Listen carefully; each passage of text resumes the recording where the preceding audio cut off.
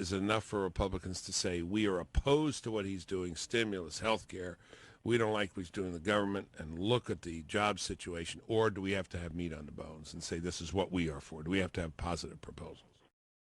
So it's a combination of being against what Obama is for and also giving certain specifics of what we are for. Having said that, I don't think we have to lay out a complete agenda from top to bottom, because then you would have the national mainstream media jumping on every point and trying to make that a campaign issue. What do you say when you say don't let the Bush tax cuts run?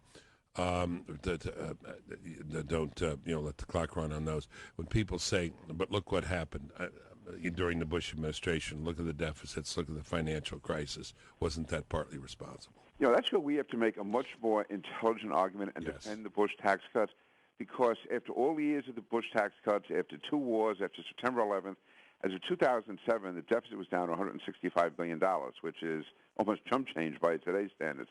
No, the tax cuts is what saved our economy. People forget.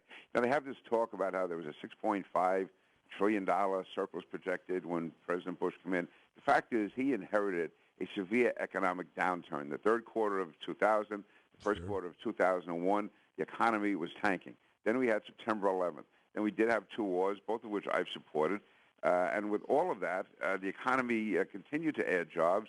And by 2006, 2007, the deficit was being dramatically reduced. The problems we have with the collapse in 2008 were not caused by tax cuts. They were caused by, I think primarily by Fannie Mae and Freddie Mac,